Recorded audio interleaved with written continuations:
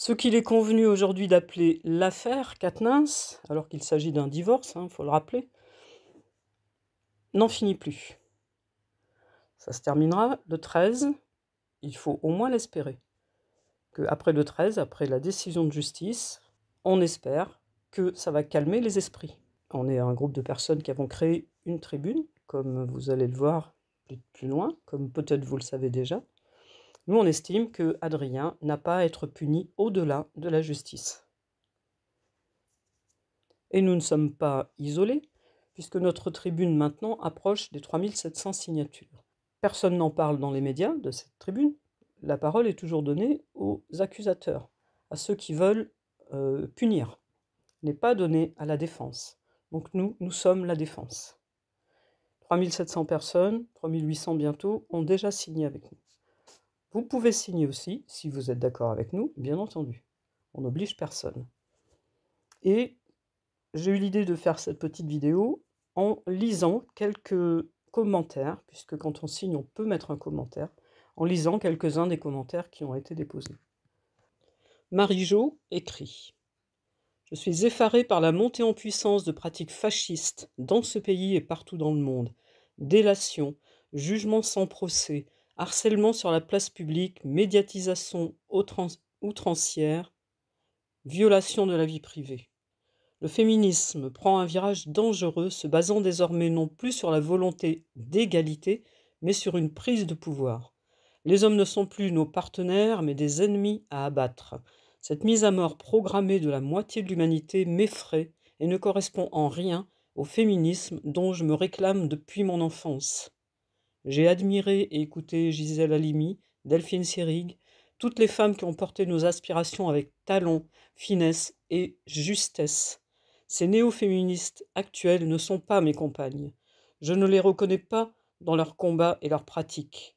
Elles sèment la terreur et la division, décrivant un monde peuplé de violeurs et de cogneurs. C'est une insulte faite aux hommes de bonne volonté. Ces millions d'hommes qui sont des soutiens pour leurs familles, qui luttent parfois aux côtés des femmes, qui se battent pour la justice et l'égalité, qui sont nos amours, nos amis, nos parents, et méritent le respect.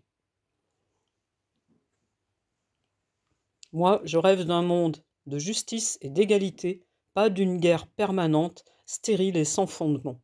Pour ce qui concerne Adrien Quatennens, son cas concerne la justice, seulement la justice, la vraie, celle que reconnaît notre Constitution, exercée par des magistrats formés et impartiaux. Une gifle, c'est Pierrette qui parle. Qui n'a pas donné une gifle dans sa vie, à tort, à regret sûrement. Mais enfin, nous sommes des êtres humains capables de péter les plombs, ce qui ne fait pas de nous des criminels. Féministe convaincue et active, je hais la bêtise et la manipulation grossière qui président dans cette affaire et je souhaite qu'en France, les féministes de tous bords gardent le sérieux nécessaire à la lutte indispensable contre le machisme et le patriarcat. Tous les jours, dans les radios, j'entends parler de violence conjugale d'Adrien Quatennens. Bien sûr, ce n'est pas normal de donner une gifle à son épouse ou à son époux. Mais combien de citoyens et citoyennes ont eu ce geste malheureux au moins une fois dans leur vie, sans que cela passe en boucle dans les médias?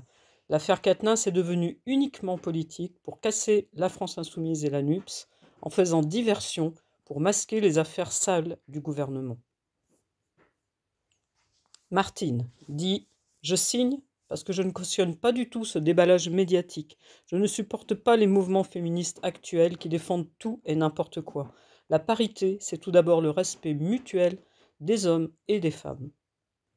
Je signe, nous dit Michel au masculin, car je suis plus que fortement incommodé, pour ne pas dire exaspéré, par la tempête politico-médiatique suscitée par des faits dont personne d'autre qu'un procureur de la République n'aurait dû avoir connaissance.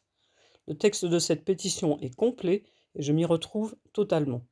Je précise, même si ça ne revêt aucune importance, que j'étais le candidat de la NUPES pour la Circo 1 du Cantal pour les législatives de 2022.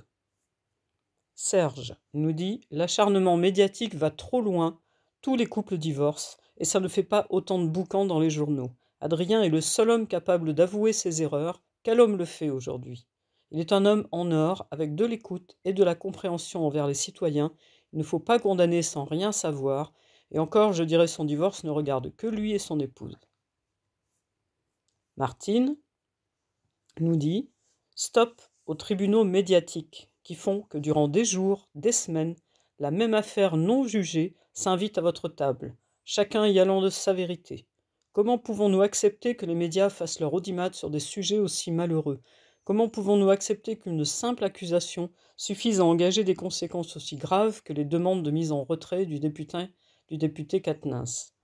Comment pouvons-nous accepter la lumière mise sur ce qui devrait rester privé, un divorce? N'avons-nous rien appris de l'affaire Outreau, 13 innocents maintenus en détention préventive pendant plusieurs années, suivis d'un acquittement? J'aimerais une loi qui interdise aux médias de parler d'une affaire tant qu'elle n'est pas jugée, et ce, au nom de la présomption d'innocence. La question de la place de l'opinion publique dans le processus de justice reste posée. Claudie nous dit « C'est complètement démesuré, c'est pas ça une femme battue. J'ai 62 ans, et un jour de dispute avec mon mari, je lui ai mis une gifle, moi aussi. Et il ne se considère pas comme un homme battu.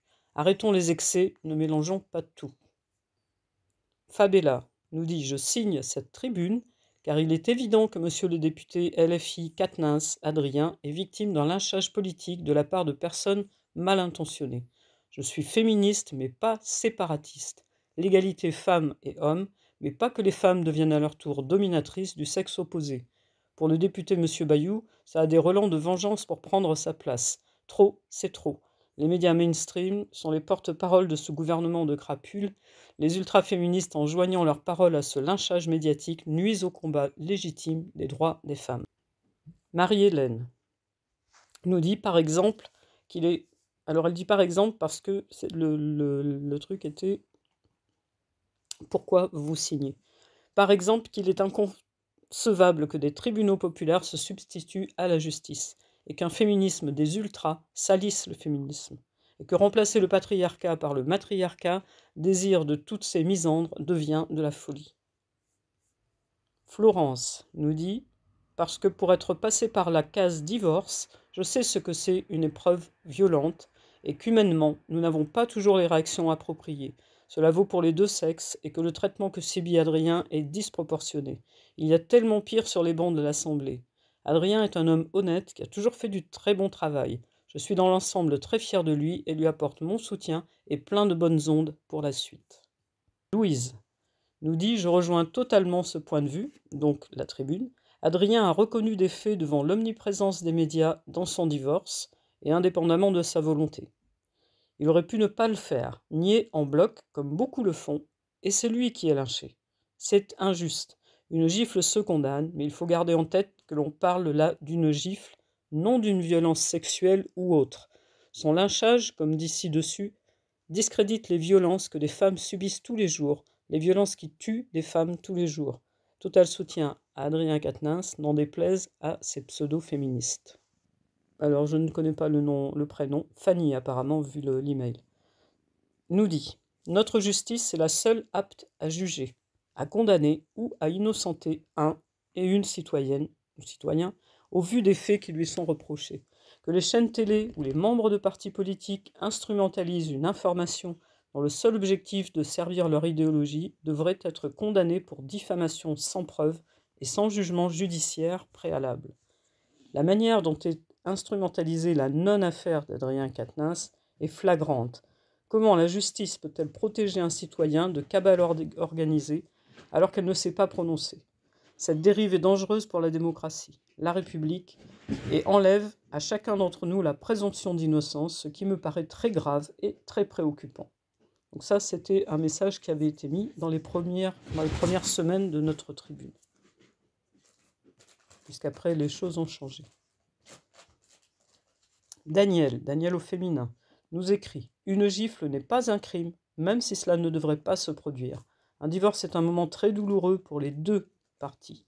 Il doit être mené à son terme par le couple, sans l'intervention de qui que ce soit. Adrien a eu le courage de reconnaître sa faute, contrairement à d'autres qui ont commis des actes bien plus graves. » Geneviève nous écrit « Je signe parce que je suis féministe. Je signe parce que je suis exaspérée que le combat essentiel contre le patriarcat blanc soit confisqué et manipulé au bénéfice de certaines et certains dont le seul véritable objectif est d'abattre un mouvement politique. la France insoumise. Certes, LFI est un mouvement très insuffisant et insatisfaisant, sur le plan de la démocratie interne notamment, mais il reste, à ce jour, le seul espoir de renverser ce monde inégalitaire et désespérant. Je signe aussi parce qu'un jour de colère, j'ai fracassé la guitare de mon cher amour sur le sol. Nous affichons pourtant, à ce jour, 45 ans de mariage.